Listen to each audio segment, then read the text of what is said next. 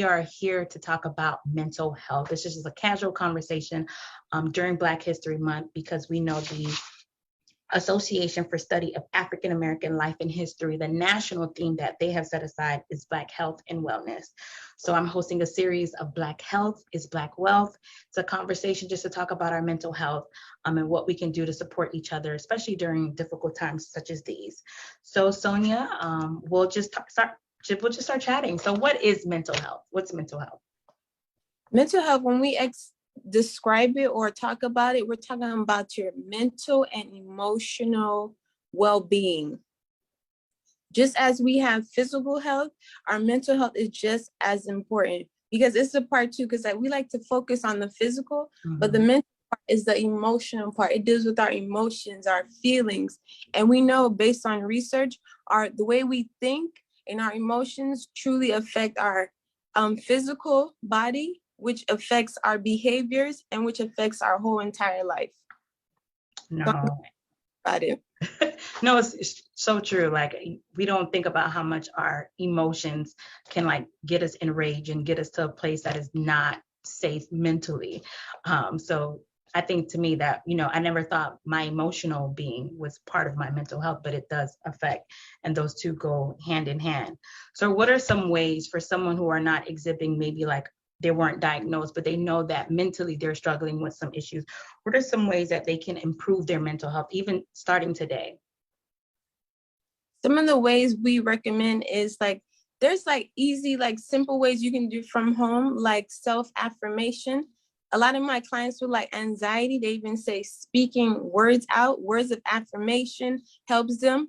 Journaling, because journaling allows you to just be in the moment and just focus on, okay, how do I really feel? What's really going on? And you're able to express it. Because that oftentimes people hold the emotion versus okay, let's recognize it. Let's acknowledge it for what it is. I'm angry right now. Look, this happened to me and this is affecting me. So journaling, exercise helps a lot because it's able to balance the hormones and everything. Diet is key as well. You definitely want to not be eating junk. You are what you eat. So you want to true. Vegetables. That helps a lot. Meditation, mindfulness. They have a lot of apps that helps with mindfulness. That helps a lot, especially with anxiety and depression. Those are some common ways that you can help improve your mental. So just starting today, we can just start with just affirming that, hey, today's going to be better. So taking those steps. Sometimes I realize my Apple Watch will tell me, hey, take a moment of mindfulness right now. And I'm like, how do you know that I need a moment? Do they feel my blood pressure raising right now? So no, that is definitely key. What are some of the stigmas, especially in the Black community? I feel the old folks will tell you, pray about it. Haitians don't even believe in it. It's just there's so many stigmas around mental health. And I think the more we talk about it, the more we see it, even today, it becomes more real and it's prevalent. But what are some other stigmas surrounding mental health that we may not even be aware of, or we're causing or attributing to the stigmas? I will start with the private stigma, because we honestly have private stigma and then we have public. The private stigma is you hear it a lot in families, we don't tell people our business. Haitians too, nous pas di mon business nous, or oh, we strong, or I'm strong. Honey, just sir, ma'am, just because you're strong, it doesn't mean that you're not gonna struggle. You don't have emotions. You could be a strong Black woman, strong Black man, and struggling, have a hard time emotionally. It's okay. Another lie too is a public stigma as well. This is the thing. I'm noticing now too, I get a little irritated when I see on TV now, people are oh, you crazy. Or they, we joke about it. Oh, this weather is bipolar. Oh, she bipolar. Let's be sensitive. Let's change the narrative. Let's be sensitive. People really have mental health issues. We don't want to make a joke about it. So there's this public stigma too, where we just don't want to talk about it. And the thing is too, okay, we don't want people to know our business, or we say, oh, I don't want people to think I'm crazy. Or like you said, there's a faith aspect as well. We say, oh, I have faith. Just because you have faith doesn't mean you can't talk to a therapist. Just because you have faith doesn't mean you can't try psychotherapy. You can't try an antidepressant or anti-anxiety medication. You know what I mean? It takes faith to. It takes faith to reach out. It takes faith to acknowledge, you know what? I'm struggling emotionally right now, mentally. Let me reach out. Mm-hmm. And even right now in the media, Kanye West was trending yesterday during the Sunday during the Super Bowl. And we know that that's someone who is open about his mental illness and about what he's going through. And you kind of see like the comments and you see people are saying, oh, he's crazy. But, someone who's a celebrity that everyone sees, who's everyone's watching is battling the same issues. And, it's like how can we, like you see that and you almost want to be like, okay, he's crazy. But like you said, being sensitive and saying, hey, this man is going through, and hoping that he gets the help that he needs. I know that. Yeah. Definitely. And let me tell you something. One thing that I think it was NAMI, the National Alliance for Mental Illness. I was reading an article of theirs and then they were talking about like disability. And I love it because like what I got from the article, I was like, just because disability does not mean inability. And then I'm say, I love like Kanye West's whole story. I love how he's still thriving, even with, he's battling with bipolar disorder, whatever the case may be, because I see it so often. People with like ADHD, people with anxiety, whatever the case may be, the mental illness, you can still have a thriving, successful life. You know what I mean? You just have to start with, of course, acknowledging, okay, I need to take this step and reaching out. Okay, acknowledging I'm struggling. I'm not sleeping. Seems like I'm, struggling emotionally. Let me reach out, acknowledge it, and then reach out. And know that there's still the ability to have a fully functional, thriving like life. No, for sure. And this one, I didn't realize it until I became an adult and I had to deal with someone who was struggling with mental illness because like, the stigma, okay, maybe he's just having a bad day, or maybe, this or she's just not dealing well. But I didn't realize how deep depression gets, or I didn't realize how, how people's moods switch easily and how they may need they may need help. And I would just kind of brush it aside. But now as an adult, I see it more and we don't talk about it as much. I think it's kind of like that quiet, illness that we just don't want to talk about. So I really hope to. It's very sensitive and it's hard to talk about. But hopefully we can like make it normalize it, especially in the media. And I'm so grateful for all of the mental health advocacy lately within especially last 2 months during COVID. It's been really helpful. Especially being able to just normalize it, changing the language about mental health and helping people you know what, let me seek help. You know what? Okay, Kanye West, such people are struggling, because that's the thing with mental health illness. It does not discriminate. It affects us all. Yeah, young, old, I think now the older you get, the more wiser you become. And even someone who's newly elected, this is a new job and it comes with a lot of pressure. And with that pressure, it affects my mental. And there's days where I have to say, okay, Cassandra, today you've had enough. Let's tap out. Let's reset. Let's, reconnect. Because it's a constant, to serve, over 15,000 people. And your phones are ringing, people are needing help. There's a series of homelessness in our community. Is it takes a toll on me mentally, and I have to find my, my area to retreat or talk to my, my therapist, or just letting that thing out, because it does affect us mentally, and we don't talk about it, but we should definitely talk about it way more. So what are some signs of someone who may be struggling with mental illness? What are some things that we can be aware of, just to kind of say, hey, I didn't know that was a sign, like someone who's always their aggression, or they're aggravated all the time. What are some other signs that people may not are aware of, that shows that someone's struggling with mental illness? That's a good Good question. Most people like, especially like when I speak to like mothers or like family members, they usually say the first sign they notice is the person becomes isolated. Mm. And that's the thing I always say to like all my clients, like whoever I serve, I'm like, don't isolate yourself. Community is big. It's so big. We were born for relationships. Let me tell you, we need each other. So like that's like usually like the first sign people become isolated, especially, or they don't do what they're familiar used to doing, like their familiar activities. So they like stop hanging around kind of with their friends Mm. or their families. Like, oh, what happened? And then like they'll just be like, be short.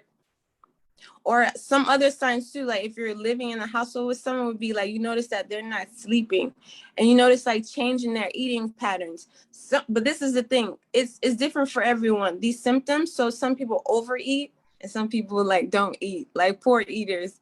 And of course, like insomnia, so you have difficulty sleeping. And then some people seem a little confused. Sometimes it can be like just hyperactivity, where people are shopping uncontrollably. I mean, the symptoms are different for everyone, but most people say, like about 80%, they say they seem like they start to isolate themselves, or they Mm. didn't call as much. We would talk every like 3 times a week, and then like I wouldn't hear from them, you know?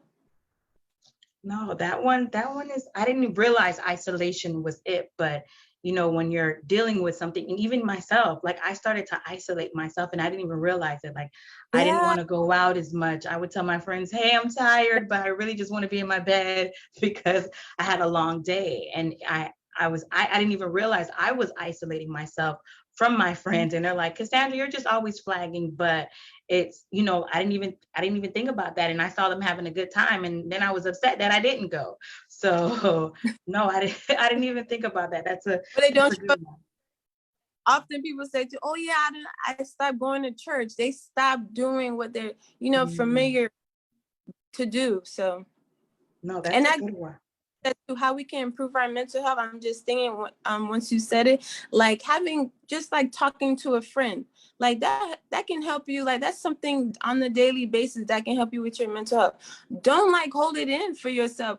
Call a friend. Everyone needs a friend that they can just vent to and just be honest to, be vulnerable to. No, that's a good one. As a family or friend, what can we do to support our loved ones who are exhibiting signs of mental illness or mental health concerns? That's a good one thing. One of the ways, because this question is personal for me, let me tell you, because I've had people in my own household struggle with depression. And what I literally have found is like, of course, be sensitive. Never, ever, ever. It don't matter if they're in the wrong and the right. Never, ever judge them and say, you're the reason why, you're struggling. Be sensitive and always be there, like, and make it, verbalize that to them. I'm here if you need anything, if you ever want to talk, and also give them their space too. Mm. No, that's a good one. And what are some things we shouldn't do as someone who are going through like mental health concerns? Because I know we talk about what we should do. So be sensitive, be there, just letting them know that, hey, they have a helping hand. But what are some absolute no-nos of, how do you approach someone who are dealing with depression or bipolar disorder? What I think, I'm just thinking about what clients have said Mhm. that parents tried to do, like literally schedule the appointment for them, like Mm. therapy, or just being too much on their, okay, wake up. Like, being too like aggressive, or the way you, sometimes it's not too what you say, is how you say it. So remember to people who are struggling, they're very sensitive, the way you say it sometimes too. And of course, you don't want to be like a drill surgeon, like on them. Give them their space. And when people are ready, they will express how they're feeling. And you definitely want to, of course, too, like you want to give people space, but you also like, you want to be able to watch them if you hear, let's say they're expressing thoughts to like harm themselves, or whatever the case may be. You definitely want to be able to like intervene on their behalf. Like, No, that's definitely some keys, because sometimes, as friends, we don't realize that maybe we're being, insensitive, or we're being irritable, and we're like, just trying to tell them, hey, slap out of it. And they Yeah, can't. never So snap out of it. Woo. yeah. So yeah, some of the don't do's, especially because we just don't know what people's mental states are, especially right now during COVID, which leads to my Or next, don't say, or don't say I what? just, or don't say, Black people don't take medicine. Oof. Black people don't do this. No, no, no, no, no, no. Because let's be honest, some people, yeah, therapy helps. You're seeing a therapist. Some people, you need medicine. Let's not say Black people don't do that. Come on now. Yeah, no, we definitely have to do better. We definitely have to do better. Especially right now in terms of COVID, like we're still dealing through this global pandemic. And how has COVID-19 impacted your field? Because I could tell you, when everything was closed for a while, I was like, okay, I get to rest. This is cool. But then after a while, I was like, okay, this is too much. Like, there's protests on TV. I'm angry. I'm happy. I'm sad. I'm upset. Like, it was just so much emotions, and you're just stuck in your room, stuck. You can't go outside. You can't go to the movies and do those things that you would normally do. So what were some of the implications of COVID-19 in your field? The implications were pretty much the demand was high, of course, like practitioners and providers definitely had to step up the hours, and like the patient like intake, oh my gosh, it's been pretty busy, but we're here to serve. So that's what we're here to do. And we also noticed, according to the research, usually typically like the suicide rates, they increase for some reason in like Black women about 6%. But let me tell you, it's increased the highest for like Black folks, like within the last 2 years, the highest has ever been, suicide rates.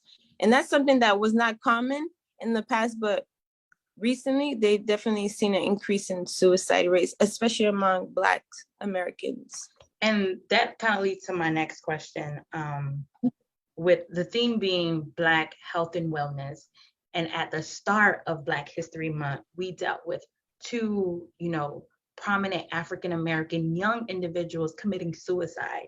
We saw Regina King's son, Ian Alexander Jr., and we also seen Chelsea Chris. Like, that one, like, really it bothered me for the entire day to see this woman, to see this Black, beautiful, she was Miss America, she was smart, she was an attorney, she was fighting for social justice, and we're like, yo, everybody's rooting for her. She was beautiful, like she has a body that people would die for.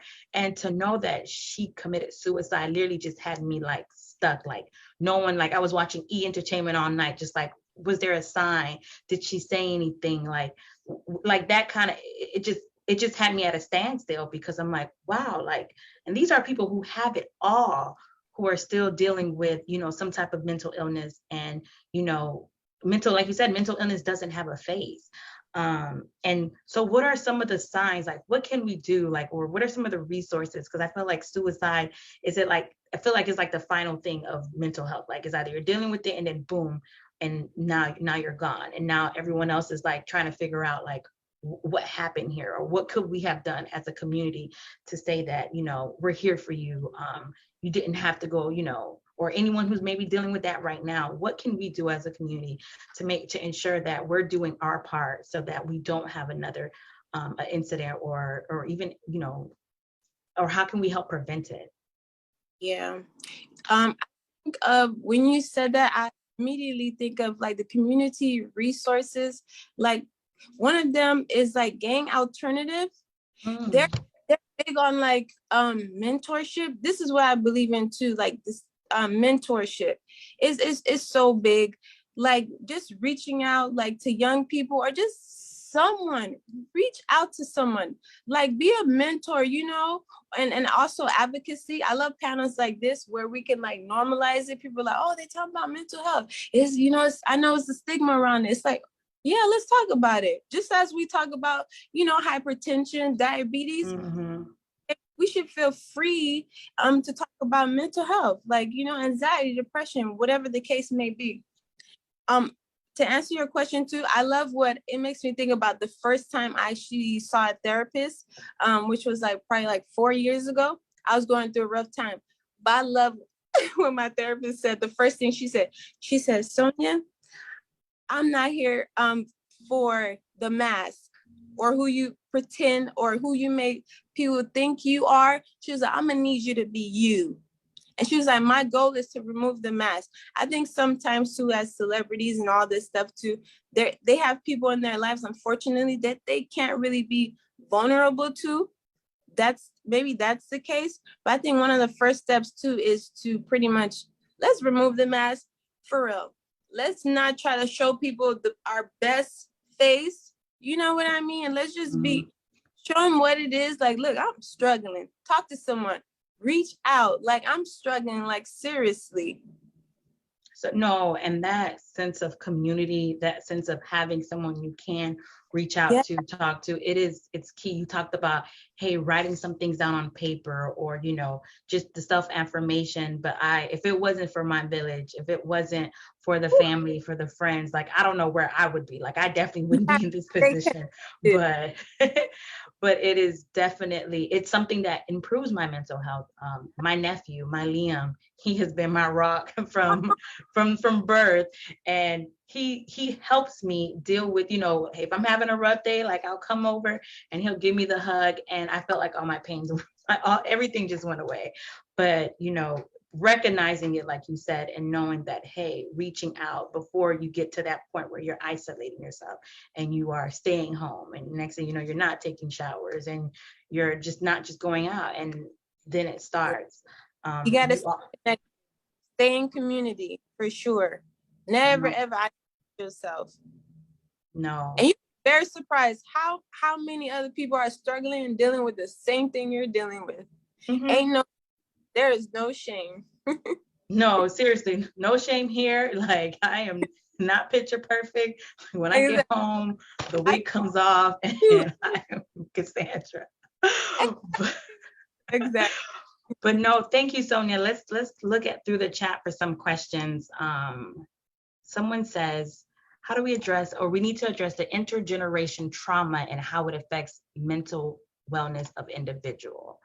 Oh, that's a deep one, because we don't think about what's happening within our generation and the trauma it's causing, or even how social media has implicated our lives so much now with, you know, now they're. So research out that says like how social media has like caused like increase of anxiety and depression in us, pretty much because we're looking at these images all day, and a lot of them which are not reality, they're like photoshopped, and then we get anxiety because we begin to like compare ourselves, or, you know, like feel less of, oh, I'm not like, you know, where I'm supposed to be, or not where this person is. No, and that's a good one.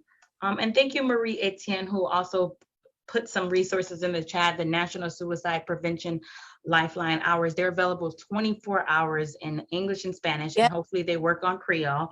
And that's 1-800-273-8255. If you know someone in crisis, they can call the National Suicide Prevention Lifeline. Thank you so much for that, Marie Etienne, who is in the Zoom room and giving us resources. Are there any other resources, Sonia, that you would like to share as well? Since this is Black History Month, there's a website called blackmenheal.org. It's amazing, helps like connect people who are struggling with a therapist and just a community of others who are struggling as yourself. There's Psychology Today. I like that one. If you're interested in finding a therapist or a provider who can help you with, you know, a consultation, whatever the case may be, help you, in this journey. Blackmentalwellness.com is another nice one that I like. They have the American Psychological Association.org. I like that one. That's when I want to be a nerd and read up about, you know, all things psychology. Let's see, there's a nice resource in Florida. There's a lot of resources in Florida too. And there's some podcast therapy for Black girls. There's some books, Emotional Intelligence. I like that one. I'm actually reading that one. I need to finish it, actually. It helps us to just recognize how to be more emotionally intelligent instead of just like lashing out. Recognize, you know, okay, how I'm feeling. And yeah, I like that one. And The Power of Now, that helps. That's a good book. It helps with anxiety. It helps you just focus on now so that it decreases anxiety versus just thinking about what could happen and what has happened in the past. What else? And as far as like for treatment or diagnosis, there's some good resources in the community. Douglas Mental Health. I'm a Miami resident, so yeah. Douglas Mental Health. I've had family who've gone there and received care. And of course, heritagewellnessflorida.com. That's actually a private practice that I work for, and we're able to provide psychiatric services to all individuals in Florida. And you provide psychiatric services. Are they We do in person for those who prefer to be in person, but because of COVID and everything, we're following the CDC guidelines. So we also provide telemedicine because we want to meet people where they are. Like right in your home, like if you can do the intake there, evaluation there, we'll do it. Okay. Well, no, thank you so much, Sonia, for that. Like this segment was definitely needed. It was definitely a moment of mindfulness as we think about our mental health during Black History Month. There's so much happening right now in the media, in the news, and sometimes you have to tap out and take a temperature on your mental health and see what can you do to better improve it. And of course, if you need help or if you know a loved one that needs help, please reach out to some of these resources because it's a serious issue. And Sonia, if you have any final words before we bring on our next guest. I definitely want to thank you again, Miss Councilwoman, for this, because definitely we need to talk about it. We really do, because mental health is like physical health. You know what I mean? We focus on the physical, but let me tell you, it affects everything. You know how they mind over matter? Literally, mind first over matter, because it affects our physical and everything. Our thoughts affect our behaviors, and our behaviors affect our actions in life. So you owe it to yourself, you owe it to your family to just reach out for help. No, thank you. My mind is set on